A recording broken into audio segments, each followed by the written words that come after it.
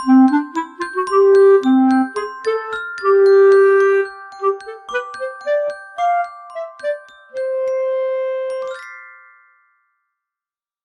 fáilte ród ag an teamán gréas anseo ina dtugtar bontróir agus léargas ar na téimi seo a leanas. Comhionannas, Éagsúlacht agus Ionchuimsiú.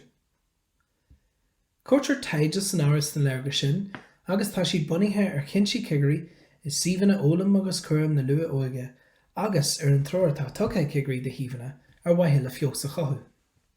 Ba cheart machnú a dhéanamh ar an cóirle ar fad a thugtar sa teamán gréas anseo i bhíne sin na drolínte poblí atá a bhain faoi láthair is suíomhanna Éagsúlacht.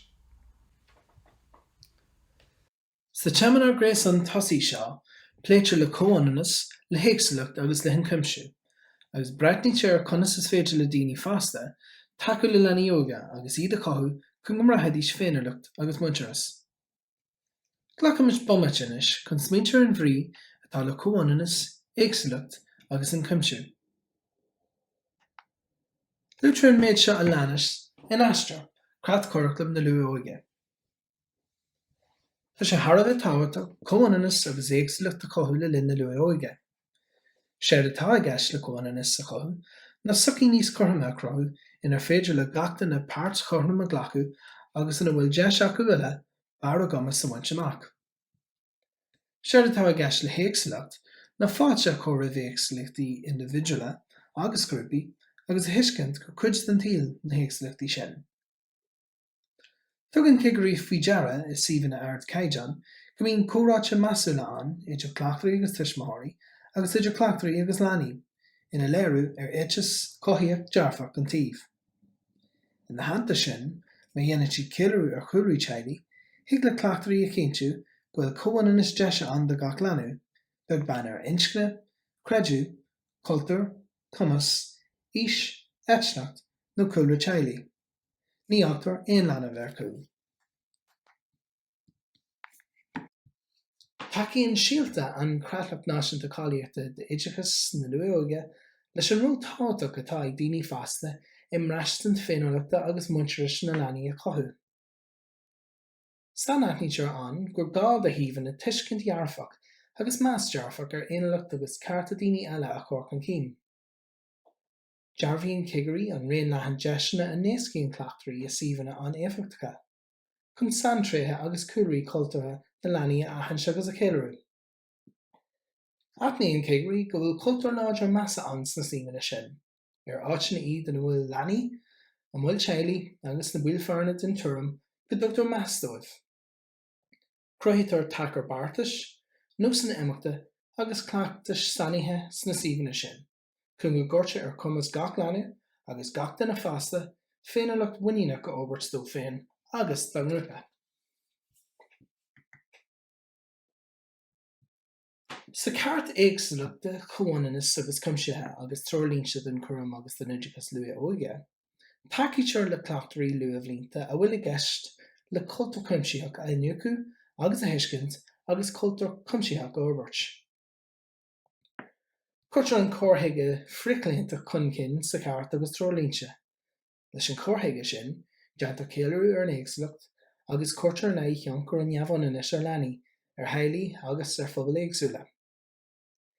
Íirtear leis go dtugann gach duine ina bhríonna suíomhanna tacaíocht réamhghríomhach den cuimsiú fiúntach gach linmh. Aithnítear leis cé go tábhachtach atá sé go dtacaítear le daoine fásta agus leanaí ón tromlach a bheith comportach leis an éagsúlacht. Tuigimid eile, cé go maithe sa bhleathan na muinteara sin. Sa ceart éagsúlachta Comhionannas agus Ionchuimsiúthe, sé an sanmhíne thugta ar chu Ionchuimsiú ná mar a bhailtítear roimh gach leanú is suíomh Oideachas agus a gcuimsítear iad ar theraimí Comhionanna mar a mraithann siad muinteras agus mar a féidir le dul ré thuige lán chumas i ngach gréad dá bhorbairt. Is minic a aiceann cigarí conas a deagaí cleachtarí an chláir fólama agus conas a chóirsiad an timpeallacht Isacúil in Éireann don ranfartíocht diontach gach leanamh a chur chun cinn. Sa suíomhanna sin, feicfinn cigarí fianaise a choiléir ar phleanáil choraclam le na dtacaítear leis an difriúil chun freastal ar riachtanas éirithacha na leanaí. Deantar eispres fólama a phleanáil le béimar lei ar ábhar spéise láidirchtaí agus réaltanas na leanaí éanóir. Dearbhíonn cegraí na cleachtas sin in éiste le tuairimí linmh, ina gríomhaíte do bhain na dúirimí sin, agus ina dtugtar meas ar réine an linmh tuis go dtacaíonn na strateigí sin le leanaí chun páirt gríomhach a ghlacu ina gcuid fólamach. Éiríonn le leanaí nuair a bhíonn deich eispris acu le éidir gríomhachtaí tá críú, cothaithe agus freagrú. Teann isteach na finis ar gré ríthabhálteach de chleachtas cuimsiúach a bhuileann cegraí go minic, sé sin an úsáid a bhaintear as comhthéige an ocaghine. Comhionanna tocaghine sin, cadramh slán na grúpa beag leanaí agus féinann sin ó sí mar nasc idir an suíomh agus tuismitheoirí na leanaí. Feiceann cegraí go gcuirtear comhairleáin agus comhoibriú idir cleachtarí agus tuismitheoirí chun cinn nuair a bhaintear úsáid rathú as an comhthéige sin, agus tacaíonn an dlú thagháil sin le tuismitheoirí maidir le fólam agus fórbairt na leanaí.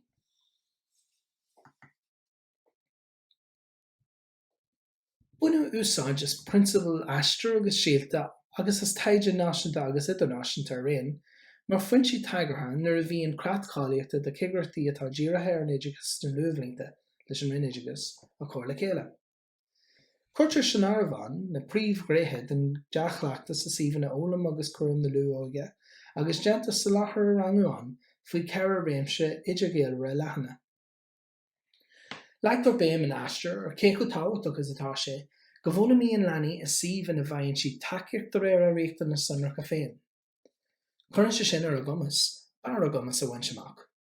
Sna suíomhanna sin, aithníonn cleachtarí go bhfuil gach leanamh ina duine ina, a bhfuil is scéal agus a féinlacht féin aige nó aigi, agus tugann siad meas ar na leanaí, cumáile na mhuill tealaí agus an mórphobal sa cháil sin.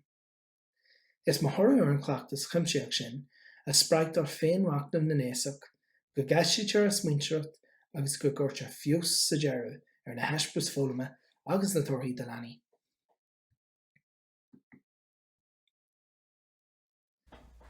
Tá comhthaí don cleachtas ag gachtarú sa creachtáíocht de fásta. Ficim sin is ar thorú héindeag, a bhain ina sin dóí a bhfuilmíon leanaí i timpeallacht cuimsithe. Tá gréithe de Comhionannas, Éagsúlacht agus an cuimsiú ag eis le hána cuidsta na torthaí agus na comhthaí, ach ní bhíonn cegraí ag súil go bhfeiceadh díos na comhthaí ar fad le lena gcuirtena. Is minic a aiceimid ghuail cleachtarí ag úsáid na comhthaí mar leideanna, chun tuilleadh forbartha dhéanamh ar a gleachtas nó chun láidirchtaí sa taláthair a dhearbhar le linn dómh réimse a d'aistaíonn fios sin le a hanahaint, fios ar féidir le tabhairt faoi an sin. Feicfar sa céad gá thun an eile ar na córa sa bhorbaíteoir is suíomhanna chun cleachtas cuimsiúach a cór chun cinn. Feicinn cegraí go bhforbraíonn suíomhanna ardcéideann, beartas agus nóisina imeachta chun taca a cór faoin taláthair agus cleachtas garmúil an cleachtaire. Sa suíomhanna sin baintear úsáid as beartas atá leag amach go solar chun tróir a chóirt de cleachtarí, clí le cód cleachtas eiticeúil ar cód é a chur an Comhionannas chun cinn agus a thugann orm ar an Éagsúlacht. Tugann cegraí ar an ard, beartas maidir le planal corachlam, idir gríomhachtaí dearfacha, fricléanú agus comhéiseanna, ar beartas iad a chuirtear anúil go héifiteach de tuismitheoirí. Tá comhairleáin rialta idir cleachtarí, tuismitheoirí agus leanaí mar bhain eolas faoi phróisis an beartas a abhreachnú agus a orbairt. Mar shampla, sin torú a bheith ar beartas a cruthaíte ar hapacht na Éagsúlachta ná gus beidhfar céileadh ar éireacht, heibhar agus cúirí teaghlaí na leanaí agus na máilfárne eile. Is minic a bhuileann cegraí de cleachtarí, tuairt faoi athbhreachnú agus machnú ar bhain rialta ar leibhel an duine éanair nó ar leibhel na fárne. Cuideann sé sin na cleachtarí deachleachtas a dhearbhú, réimsí le haidh forbartha a hanahaint agus brachchuntas a thabhairt ar phleanan na gríomh le haidh fios. Is suíomhanna a bhfuil solathair ardcéideann an, déanann buil fárne machnú critiúil ar a gcuid dearcaí agus lucha páirsanna féin, chun Comhionannas, Éagsúlacht agus cuimsiú a chathu. Is minic a bhuileann cegraí cásanna ina gcuirtear leanaí agus de tuismitheoirí san áireamh mar comhpháirtithe gríomhacha de réir mar a dhéantar an clár fólama a athbhreachnú agus a orbairt. I gcás go déitear a gcóirla le tuismitheoirí agus leanaí maidir le féilte a bhfuil nollaig agus í a tharna, Is minic a legan cigri béim mar chiamat Éagsúlacht agus óbert country in a leirfí an Éagsúlacht agus Ionchuimsiú agus cultúr de. Seans mai gohfuil tú ar Eolais hena féin, bhí rint den na clár seo Ionchuimsiú atá ar taispeáin sé ar an scalann. Luan cigri an tionchar dearfach atá gillins den toirt sin ar thollthar na luamhlínta. Ma hampla, is early is síomhanna atá Ionchuimsiú go ndéanann cigri cóisí is ar an dóí a cór cleachtarí luamhlíntaí an gléir link a gréig. Agus a bhfuil siad a cólíniú rúil an chomhardathóra an Ionchuimsiú don tíomh. Glachan an chomhardathór an Ionchuimsiú freagracht as sanceisina a bhain na Comhionannas, Éagsúlacht agus Ionchuimsiú sa tíomh. Ó am go céile, déadfaí go méid tuileachúna bhó eagartaí seachtracha ag teastal ó thaobh chun taú tuileú le leanaí a bhfuil réachtanas hanatna acu chun páirt ionach a ghlacú ina bhólam. Mar hampla, déadach speisialtóir luamhlínta ó Better Start nó aim, chóir le garamú le chóirt ar an gcúthain, nó ar an leathran do bhainaisteoirí de chomhardathór link agus de cleachtarí. Ag go bhfuil lu a gcóir le chéile, déanann siad pleananna iomreachtain agus Ionchuimsiú a gréachú, ar phleananna iad atá sancapa den duine éanaí na den leanaí a aon cúna breise. I roinnt cásanna buinse úsáid as santralaimhar lei agus fostaiteo cleachtarí breise chun taca leis na réachtaí na seanracha atá ag leanú. Is minic a dhéanann cigri cóisí is fasta ar na buntáistí a bhaineann leis an cleachtais an éifeachta comhibrithe a bhí na bunaid a cleachtarí agus garmathe seachtracha. Cuidtí in na cleachtais sin na cleachtarí dul chun cína dhéanamh ar sprochan na sunracha chun taca le fólam agus fórbairt an linimh. Is minic a aiceann cigri go ndéanann cleachtarí éascothirt ar gríomhachtaí grúpa ile ina gcuirtear cleachtaí in bhfuilta le heaghlainmh ar leith san áireamh, a bhfuil scileanna mórlúla a orbairt. Rací na cleachtaí sin chun tarbhad do na leanaí ile, go háirithe do leanaí a bhfuil na réachtanas hanatna acu. Mar sóldait, is féidir le leanaí dul chuig garmathe seachtracha in eagrachtí speisialathe chun takeíochta á le haigh ar réachta na séanar. Mar hampla, is féidir go dastóach ó leanamh takeíocht le próiseal chéadfach nó cuidiú le na riail mhuthagánach. Is síomhanna ardcaidan ar bríon garmathe ó na eagrachtí sin go comhibríoch leis na cleachtarí chun ran feartaíocht ionach an leanamh sa chlár a cochu.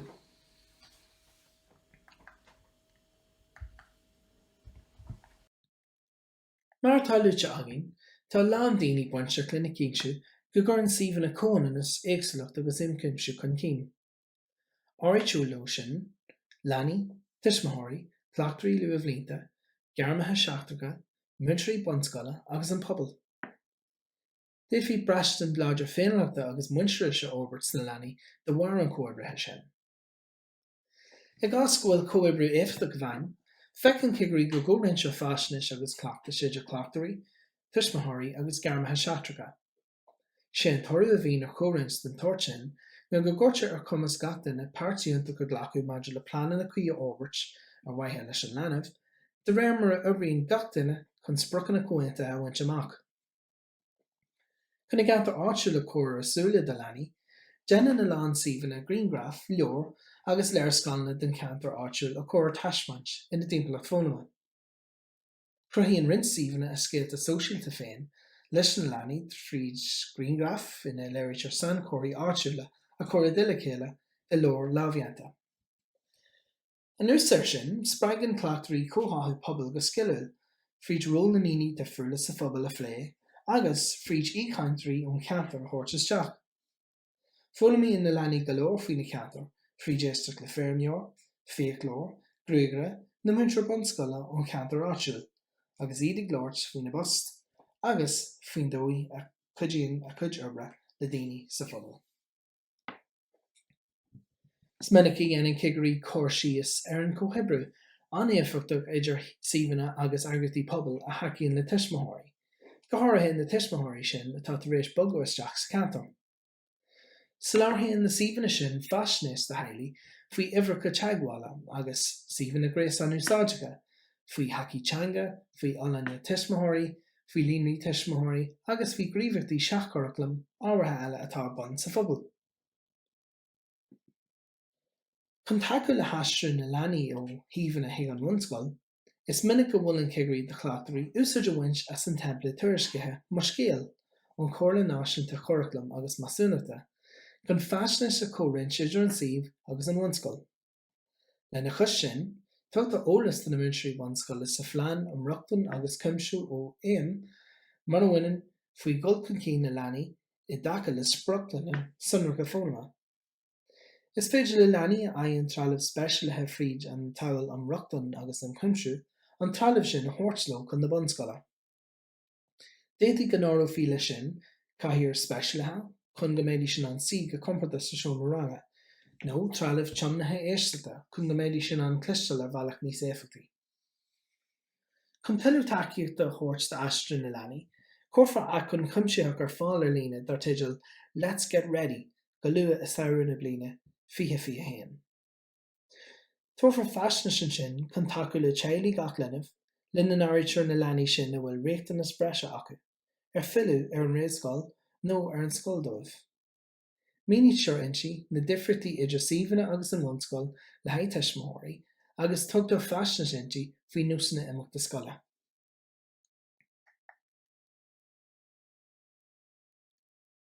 Éagsúlacht seo ón tuairiscáil ar chigeacht atá dírithe ar an oideachas na luamhlínta. Léirítear an dóí a cuairtear Comhionannas, Éagsúlacht agus Ionchuimsiú chun cinn sa suíomh áirithe seo. Tugtar brachcantas an fásta ar an dóí a dtugann na cleachtarí meas ar éannacht na leanaí mar dhaoine éanair.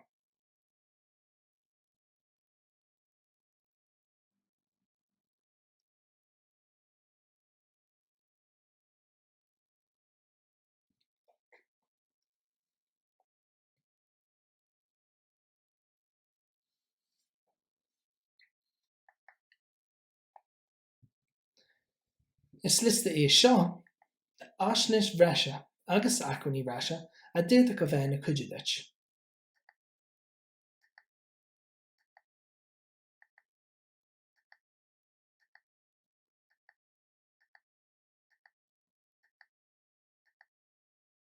Mar ocail scór, gomid buchas leat a bhtéisteach linn, Tásúlagin go bhfuil comhairle cabhrach sa teamanna réas an seo.